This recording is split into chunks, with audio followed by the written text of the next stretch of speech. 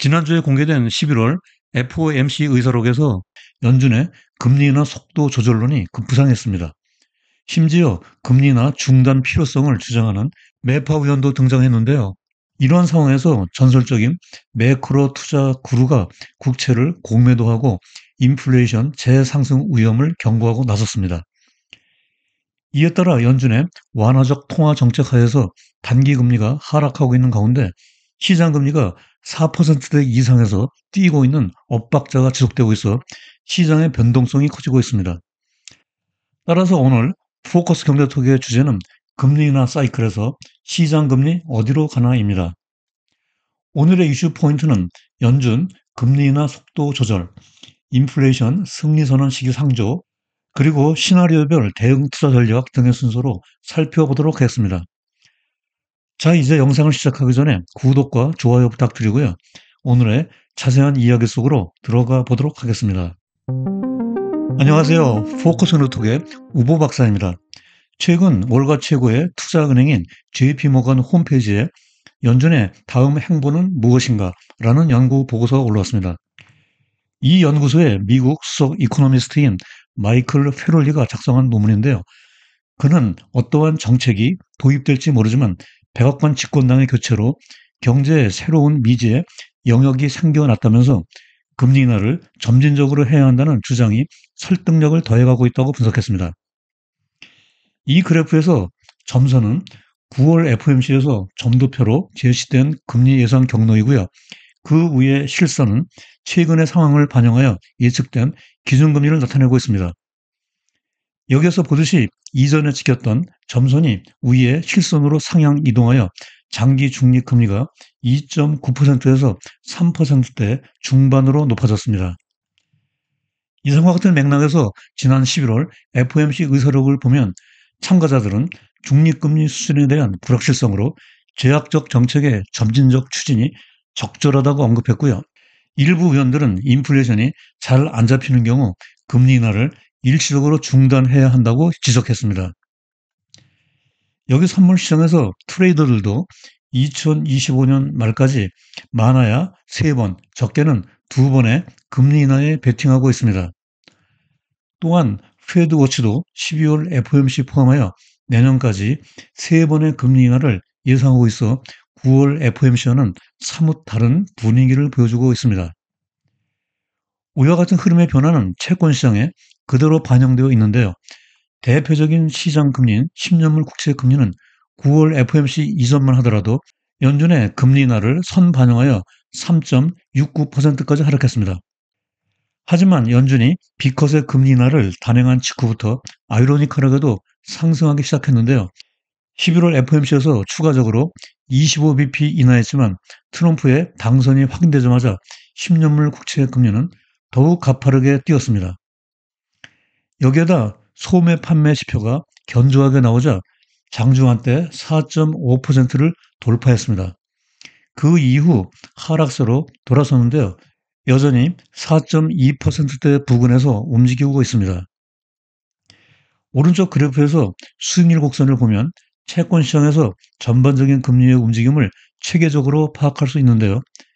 연준의 금리 인하에 직접적인 영향을 받는 역레포 금리부터 1년 이하 금리는 하락하고 있는 반면에 만기 2년 이상 30년까지 중장기 금리는 상승하고 있습니다. 이에 따라 통상적으로 연준의 금리 인하 사이클에서 단기 금리가 빠르게 하락하고 있는 가운데 장기 금리도 완만하게 떨어지는 불 스티프닝 현상이 사라졌습니다. 사실 파월 연준 의장은 지난 8월 잭슨홀 회의에서부터 인플레이션에 대한 승리 선언을 했습니다. 지난 9월 FOMC에서도 50bp B컷의 금리 인하 후 인플레이션이 2%를 향해 근접하고 있다는데 더 큰 확신을 가지게 되었다면서 목표 달성에 더 큰 자신감을 드러냈죠. 그러나 월가의 베테랑급 투자 전문가인 스탠리 드러켄 밀러는 연준의 인플레이션 승리 선언이 너무 성급하지 않았나 우려된다고 경고했습니다. 그는 앞으로 정부 예산이 부풀려질 것이므로 국채를 공매도하는 게 좋을 것이라고 덧붙였습니다. 그러면 드러켄 밀러가 과연 누구일까요? 이 사진은 그가 연준의 통화 정책에 대해 CNBC와 인터뷰하고 있는 모습입니다. 드래컨 밀러는 전설적인 매크로 투자 전문가로 유명한데요. 즉, 탑다운 방식으로 매크로 지표에 투자 포커스를 두는데요. 그는 1992년 조지 소로스와 함께 파운드화에 공매도를 쳐서 영국을 유럽 환율 체계, 즉 이하람에서 축출을 하게 했던 장본인입니다. 1999년 닷컴 버블 붕괴 직전에 기술주를 대량 매입하여 42%의 경이적인 수익률을 올렸고요. 2008년 글로벌 위기 때는 방어적인 포트폴리오를 구성하여 최악의 상황에서도 이익을 실현했습니다. 이에 따라 그는 30년 동안 단 한 차례도 손실을 보지 않았고 30% 이상의 경이적인 수익률을 기록했습니다. 이 그래프는 1970년대 아서 번드가 연준 의장이었을 때 기준금리 인하 후 노란색처럼 낙타봉으로 인플레이션이 재상승했던 모습입니다. 청색선은 현재의 인플레이션의 궤적인데요. 지금까지 두 개의 곡선의 움직임이 매우 유사했습니다. 과연 앞으로 드래켄 밀러의 예측이 맞을지 그 규추가 주목되고 있습니다. 그러면 지금부터 무슨 근거에서 인플레이션 재상승 위험이 거론되고 있는지 하나하나 분석해 보도록 하겠습니다. 먼저 소비자 물가지수 CPI와 개인 소비 지출, PCE 등 인플레이션이 잘 잡히지 않고 끈적끈적합니다. 왼쪽 그래프에서 10월 헤드라인과 근원 기준 CPI가 각각 2.6%와 3.3%입니다. 최근 과거 1년간 인플레이션이 완만히 내려오고 있었으나 길게 횡보하고 있는 것입니다. 설상가상으로 오른쪽 그래프에서 연준이 더 중시하는 PCE는 지난 5월부터 오히려 상승하고 있는 추세를 나타내고 있습니다. 10월 헤드라인과 근원이 연율 기준으로 각각 2.9%와 3.3%로 아직 연준의 인플레이션 목표 2%보다 한참 높습니다. 따라서 이 두 그래프는 파월 의장이 선언한 인플레이션과의 전쟁이 아직 끝나지 않았고 연준이 추가적인 금리 인하 보류를 고민해야 한다는 점을 재확인시켜주고 있다고 볼 수 있습니다. 다음으로 이전 영상에서도 다뤘듯이 트럼프 재집권 시 정책 공약 이행에 따른 즉 트럼프노믹스가 촉발시킬 인플레이션 압력이 우려되고 있습니다. 왼쪽 그래프에서 감세 정책의 연구와 법인세 인하, 그리고 사회보장세 폐지 등과 같은 정책은 총수요 곡선의 이동으로 경제의 균형이 E2에서 이루어지게 됩니다. 이때 수요 견인 인플레이션 압력이 발생하여 물가가 P1에서 P2로 상승하게 됩니다. 오른쪽 그래프에서 관세 부과 정책은 총 공급 곡선을 이동시켜 경제의 균형이 E2에서 이루어지게 됩니다. 이때 비용 상승 인플레이션 압력이 발생하여 물가가 P1에서 P2로 상승하게 됩니다.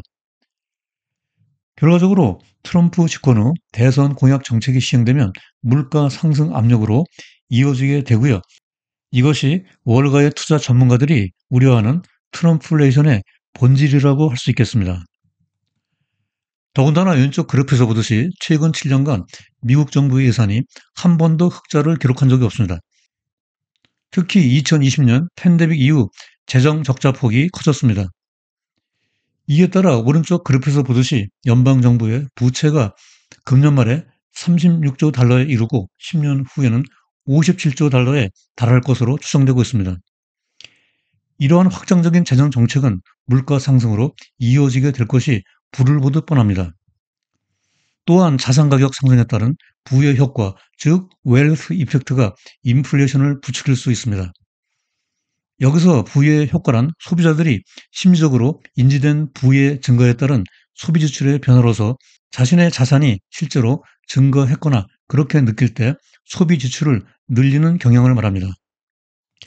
그래프로 설명하자면 부가 증가하면 총 수요 곡선이 오른쪽으로 이동하고 그때 물가가 P0에서 P2로 상승합니다. 반대로 부가 감소하면 총 수요 곡선이 왼쪽으로 이동하고 물가가 P1으로 하락하게 됩니다.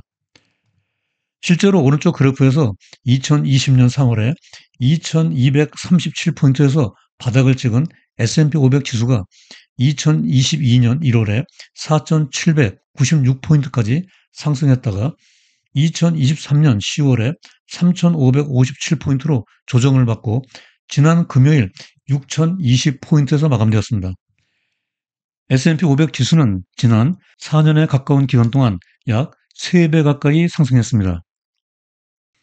이렇게 팬데믹 이후 축적된 투자가들의 부의 증가가 소비 지출로 이어지게 되면 인플레이션을 부추기는 요인으로 작용하게 됩니다. 트럼프 당선인은 차기 재무부 장관으로 헤지펀드 전문가인 스콧 베센트를 내정했는데요. 그는 자신이 장관으로 임명되면 333 룰을 이행하겠다고 포부를 밝혔습니다. 이 중에서 채권 투자가들에게 가장 눈에 띄는 것은 2028년까지, 즉 트럼프 2기 임기 말까지 GDP 대비 재정적자 비율을 3%로 낮추겠다는 부분입니다. 현재 재정적자 비율은 5.5% 정도인데요. 2034년에는 6.9%에 달할 것으로 추정됩니다. 베센트의 재무부 장관 내정 소식이 전해지자마자 10년물 금리는 4.41%에서 4.18%로 23bp 하락했습니다. 이 중에서 상당 부분은 재정적인 매파로 알려진 베센트 효과가 선반영된 것으로 보입니다. 한편 최근에 의회 예산처 CBO가 향후 10년간 예상과 경제전망 보고서를 발표했는데요. 그 중에서 금리 전망은 이 그래프에 나타나 있습니다. 검은색 선이 연준의 유효 기준 금리이고요. 노란색 선은 10년물 금리를 보여주고 있습니다. CBO는 대표적인 시장 금리인 10년물 금리가 내년까지 4.6%까지 상승했다가 중장기적으로 3%대 후반으로 하락했다가 4%대 초반에 머무를 것으로 예측하고 있습니다. 마지막으로 향후 시장 금리 시나리오별로 대응 전략을 정리해 보도록 하겠습니다. 첫째, CBO의 금리 전망대로 10년물 금리가 2025년에 4.6%까지 상승한 후 3%대 후반으로 하락하면 내년에 채권 투자의 해가 도래할 수 있습니다. 둘째로 재무부 장관으로 내정된 베센트 효과는 단기적인 선반영일 가능성이 높습니다. 트럼프 집권 후 정책이 본격적으로 시행에 들어가면 10년물 금리가 4.5% 이상으로 재상승할 가능성을 열어둘 필요가 있고, 이렇게 되면 중장기채를 분할 매수하여 채권 비중을 확대하는 전략이 선호됩니다. 셋째로 드래켄 밀러가 경고한 대로 인플레이션 재상승 위험에도 대비해야 할 필요가 있습니다. 이러한 상황에서 연준의 기준금리 예상 경로가 무너지고 채권 시장 발작에 따른 베어 스티프닝이 발생할 수 있으며 S&P 500 어닝 일드 하락으로 큰 폭의 주가 조정이 있을 수 있으므로 이에 대한 리스크 관리에 만전을 기해 나가야 하겠습니다. 자, 이제 오늘 영상의 끝 순서로 주요 내용과 시사점, 그리고 투자자 관점에서 유의사항을 포커스 포인트로 정리해 보도록 하겠습니다. 첫째로 9월에 B컷 금리 인하 후 노동시장과 소매 판매가 호조를 보이는 등 실물 지표가 견조하고 트럼프의 당선과 공화당의 수입으로 달러화가 강세를 보이는 가운데 연준의 금리 인하 속도 조절 또는 금리 인하 중단 가능성마저 제기되고 있다. 둘째로 파월 의장이 사실상 인플레이션 승리 선언을 했으나 베테랑 매크로 투자 전략가는 시기상조라고 일축했으며 끈적끈적한 물가지표, 트럼프노믹스의 물가 상승 압력, 재정 확대, 그리고 자산 가격 상승에 따른 부의 효과 등이 인플레이션 재상승의 잠재적 요소로 지적되고 있다. 실제로 따라서 향후 시장금리 방향성을 면밀하게 모니터링 해나가면서 인플레이션 재상승 위험과 국채 수익률 발작, 그리고 S&P 500의 주가 조정 등 자산시장 변동성 확대 가능성에 대비하여 시나리오별 투자 전략으로 리스크 관리를 철저히 해나가야 한다고 정리할 수 있겠습니다. 본 영상 시청 후 블로그 우배의 경제나무에 들어가면 전체 방송대본 스크립트를 읽어볼 수 있습니다. 영상에서 놓친 구체적인 데이터 확인과 복습용으로 많이 활용해 주시기 바라고요. 영상 업로드 몇 시간 후 댓글에 바로가기 링크를 걸어 놓겠습니다. 이제 벌써 올해의 달력도 마지막 한 장밖에 남아있지 않은데요. 점점 추워져가는 본격적인 겨울 날씨에 건강 관리에 각별히 유의하시기 바라고요. 다음에도 여러분들의 글로벌 경제식을 넓히고 성공적인 투자 생활에 힘과 도움이 되는 더욱 유익한 영상으로 또다시 찾아뵙겠습니다. 오늘도 끝까지 시청해 주셔서 대단히 감사합니다.